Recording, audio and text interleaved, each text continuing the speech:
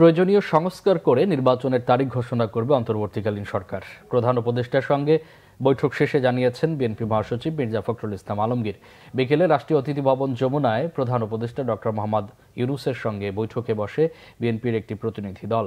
দলের মহাসচিব মির্জা ফখরুল ইসলাম আলমগীরের পাশাপাশি উপস্থিত ছিলেন স্থায়ী কমিটির সদস্য আমির খসরু মাহমুদ চৌধুরী সহ সিনিয়র নেতারা।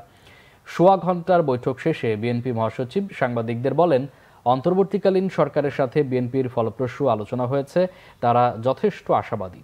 দ্রুততম সময়ের মধ্যে দেশকে স্থিতিশীল অবস্থায় নিয়ে আসতে পারবে সরকার। রাজনৈতিক দলগুলোর সাথে আলোচনা চলমান থাকবে, এর মধ্যে দিয়ে রূপরেখা বেরিয়ে আসবে বলে আশা করছেন তারা।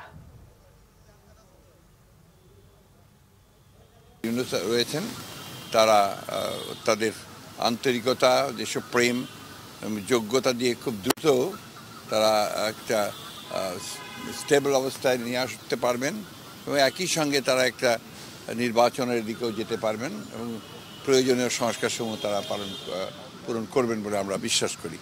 আজকে আমাদের আলোচনা অত্যন্ত ফলপ্রসূ হয়েছে। আমরা কোনো তারিখ বলিনি, ওরা প্রয়োজনে ওনারই তো তারিখ বলবেন, আমরা তো তারিখ বলবো না।